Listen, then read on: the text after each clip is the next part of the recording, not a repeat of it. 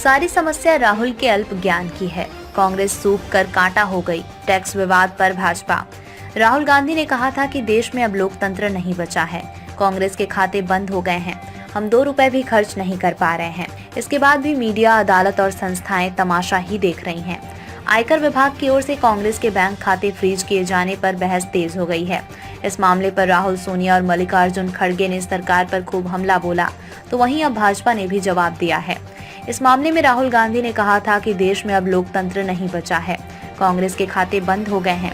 अब 2 रुपए भी खर्च नहीं कर पा रहे हैं। इसके बाद भी मीडिया, अदालत और संस्थाएं तमाशा देख रही हैं। पूरा ड्रामा हो रहा है। अब इसे लेकर भाजपा ने तीखा हमला बोला है। भाजपा नेता रविशंकर प्रसाद ने कहा कि सारी समस्या राहुल गांधी के अल्प ज्ञान की है। उन्होंने कहा कि कांग्रेस पार्टी ने जो प्रेस कॉन्फ्रेंस की है, यदि उसे एक लाइन में कहें तो उन्होंने हार की हताशा दिखाई है। कांग्रेस पार्टी सूख कर कांटा हो गई है। अब ये लोग देश के लोकतंत्र पर सवाल उठा रहे हैं। राहुल गांधी का कहना है कि कांग्रेस का खाता बंद होने का मतलब है कि देश का खाता बंद होना। यही वो सोच है जो मानती थी इंदिरा इज इंडिया और इंडिया इज इंदिरा। रविशंकर प्रसाद ने कहा, आज ये कह रहे हैं कि कांग्रेस का खाता बंद तो देश का खाता बंद। राहुल गांधी ये ध्यान रखें कि देश और उसका लोकतंत्र आपसे बड़ा है। इस तरह लोकतंत्र को शर्मसार नहीं करना चाहिए। रविशंकर प्रसाद ने कहा कि इनकम टैक्स के सेक्शन 13A के तहत राजनीतिक दलों पर आयकर नहीं लगता, लेकिन पार्टियों को हर साल ITR फाइल करनी होती है। यदि वे रिटर्न फाइल नहीं करते हैं तो फिर ये छूट खत्म हो जाती है। राहुल गांधी को अल्प ज्ञान है, उनकी स्टडी हमेशा कमजोर रहती है।